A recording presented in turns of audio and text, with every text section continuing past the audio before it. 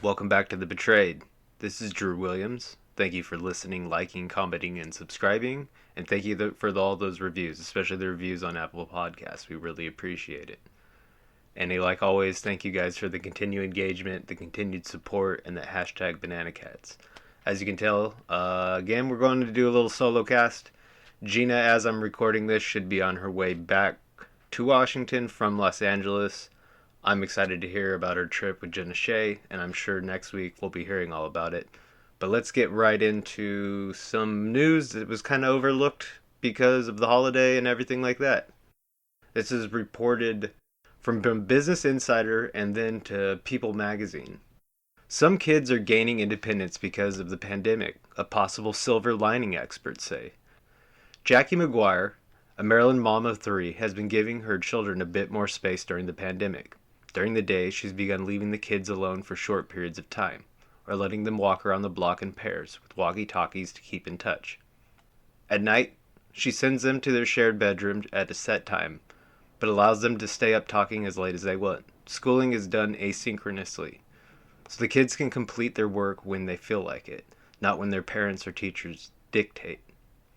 Having so much freedom has a big impact on kids, who are 5, 7, and 8. They have all matured quite a bit, McGuire said.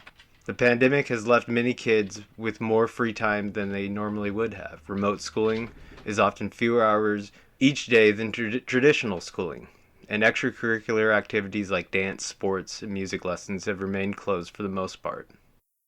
Through intention or necessity, many parents are leaving their kids to entertain themselves, something that parent experts say will have positive benefits for their child's development. The benefit of independence. All too often before the pandemic, kids got a hall pass from learning life skills because they always had to rush off to soccer practice or to karate, said Jennifer Joy Madden, the founder of The Durable Human, which encourages to develop resiliency. During the pandemic, many kids have more space to experiment, Madden said. The kids who are tired of being behind a screen for school might be more apt to take themselves on an outdoor adventure, while parents who are trying to work from home might encourage children to make their own lunch or complete chores. Although learning to make a sandwich or walk around the block alone might seem small, pediatrician Hoke Efyong said these are confidence-building exercises that can help kids become capable adults.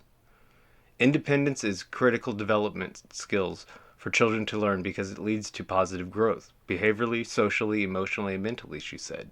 Independence fuels self-reliance, which is an important social skill for children to develop. To have some control over their lives while also being able to handle stress and failure. Katie Lear, a children's therapist in North Carolina, said that the independence isn't just important for kids, it's also fun for them. I've noticed many children feeling a sense of pride and ownership in being able to manage parts of their day alone. For example, picking out their own clothes for school or logging onto their Zoom call alone, she said. Giving the children the opportunity to complete tasks without a parent hovering nearby promotes self-efficiency. Kids learn what they are capable of handling whatever curveball life throws at them, which boosts self-confidence. What happens when kids embrace independence? Dawn Alcott, of New York, has preconceived notions about how to be a good mom, including being there for her children constantly. But during the pandemic, that just wasn't possible with her 9 and 12-year-olds. My daughter learned to cook pasta and make toast during the pandemic, and my son has gotten very independent about keeping the playroom clean and completing his homework, as well as getting his own food and snacks, Alcott said.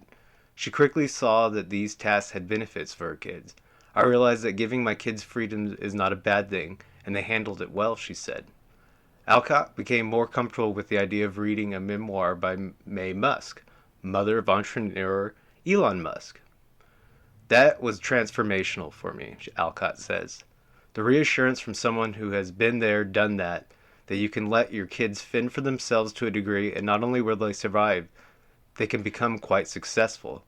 Effiong said that the independence isn't just a luxury for kids, it's a necessity. When children are not given the opportunity to become independent, they can react with anger, frustration, and resist following directions, and run the risk of being labeled as defiant and oppositional, she said. When parents understand that this is developmental need, it creates a stronger bond between parents and their children. Those are the benefits of COVID, Madden said. Kids realizing not only that they can do things for themselves, but they're pretty good at it. I really, really love this article, and I know it's kind of just finding some light in such a time of darkness, but this is more like how 90s and generations before grew up, and I think we're going to see a pretty awesome generation of kids coming out. Let's move on to something just a little more concerning. It's not our typical dark topics, but this was reported December 30th from NBC. Foster care crisis. More kids are entering, but fewer families are willing to take them in. Experts say that state agencies say families are reluctant to take in foster children for fear of spreading COVID-19. The nation's foster care system has been especially overwhelmed by the coronavirus pandemic. The experts and the state agencies saying that more children are entering the system and fewer families are willing to take them in for fear of spreading COVID. Chicago has a 33% increase in the number of children in foster care. In Texas, children in foster care have been reportedly contracted COVID-19 at nearly double the rate of the general population. And in Los Angeles, kids in foster care are severely affected by learning loss. We've had kids that during the pandemic have been shuttled from foster placement to foster placement, not for the child's fault, but because the caregivers are concerned about COVID. Lindsay C. Wilson, CEO of First Star, a national nonprofit that supports children in foster care, tells NBC. Young people in foster system aren't there because they did something wrong, Wilson added. They're there because of poverty sometimes, because of their circumstances. Young people can be put into the system. Foster youth are experiencing so many challenges.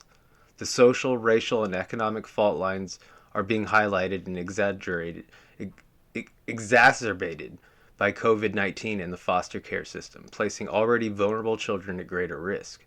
There were estimated to be more than 430,000 children in foster care as of 2018, according to a report by the Department of Health and Human Services Administration for Children and Families, with 23% of those children being black.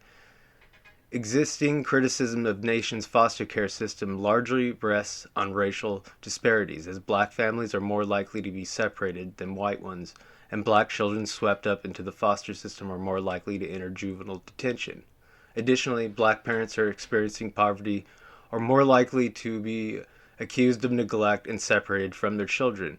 With courts shuttered, visitation suspended due to the pandemic, parents having little recourse against separation, and families hoping to reunite have to wait a little longer than usual. This is really sad. Courts are taking an unprecedented amount of time to process adoptions and other matters, and that's keeping families apart longer, Wilson said. With COVID-19, the requirements to reunify families has been really challenging. The transitional tasks that are required of families usually happens in a physical space, but that can't happen anymore. This means foster youth are so lonely, many have lost touch with their family members because of COVID. The only way to see someone now is through Zoom or video conferencing, and that's one of the biggest challenges. In Rockland County, New York, agencies have held recruiting events to encourage people to become foster parents. Beatrice Profit and Rockland County Department of Social Service Home Finding Unit told the Journal News that COVID-19 has left some of the foster parents financially or even physically unable to take on new children. We have foster parents who are either immune compromised or have other health issues, and they worry about expanding their household now, Prophet said. She added that even biological parents are concerned about their children's stability at home amid COVID-19. Basically, they wanted the agency to look for foster homes for their children because the parents tested positive. They didn't know where that would lead. Leaders in some states have worried that the pandemic has led to an increase in child abuse cases, but agencies are having a difficult time investigating due to safety regulations. A huge part of our standards as investigators is that you are supposed to lay eyes on, in person, what's going on with a child, Joy Bruce, who works with child advocacy program in New Orleans, told the Marshall Project. We're now having to find proxies for that. With video chat, you can at least see them, but it's hard to know what else is in the room and who else is in the room and with them, and thus if the child is able to speak freely about what is going on in the home. One Heart NOLA, a New Orleans nonprofit that helps young adults who have aged out of the foster care system but struggle to meet the increasing needs of the group. But its director, Terry Habrowski, says community members have stepped up to tackle these challenges. The community has risen up. A lot of people are hurting, but they've been calling and asking what they can provide, Habrowski said. As hard as it is, it's been an opportunity for us to come together and really care for one another in a deeper way, reach deeper into our hearts and our pocketbooks. This community has done that. This one, just tears at my heart, just knowing that with all these forced lockdowns and not having any of this stuff under control, that there's just so many kids out there that just have no one to turn to, that, is a familiar face all the time, and then knowing that a large percentage of them are abused in many different ways. It's really scary and sad. So we got one last one, and I hate to laugh at it, but it's just the headline is crazy, and I just can't believe people are like this. Woman accused of assaulting her kids for not wearing masks after they test positive for COVID-19. Police allege that Sarah Marshall Boone called them to confess to hitting and kicking her COVID-positive kids. An Arizona mom is facing criminal charges after allegedly attacking her children and stepchildren for failing to wear masks after the kids tested positive for COVID-19, according to reports. Sarah Michelle Boone, 32, was arrested on charges that include child abuse, disorderly conduct, after an incident at a family's home in Wickenburg, WMAZ, KTR, and KPNX reported. Police responded to Boone's residence Saturday night after she allegedly called to say she'd hit one of the victims in the face. She allegedly told authorities she kicked a second child and picked up a third child by the neck, according to WMAZ, citing court documents. Police believe the alleged assaults were driven by the children's refusal to don masks. Even though all of them have contracted coronavirus, Boone fled before officers showed up to her front door, according to reports. Police say they found her a short time later casually walking down a nearby street. Police said she ignored their orders to stop. She fought them when they tried to arrest her. They used a stun gun to subdue her. Boone was taken into Maricopa County Jail, where she was charged with assault, disorderly conduct, and resisting arrest. She posted $5,000 bond on Tuesday. Efforts to reach her for comments were unsuccessful Friday. She'll be asked to enter a plea when she's due back in court January 6th. This is super crazy, Karen. This lady probably shouldn't have kids if you're going to beat them over not wearing a mask. That's absolutely nuts. I really don't know what else to say. But I think we're going to end it there. I hope everyone had an amazing New Year's Eve, and your new year has started out blessed and continues to be blessed. We'll be back next week. G will be back into our normal rhythm. Until then, Banana Cats, much love. Peace.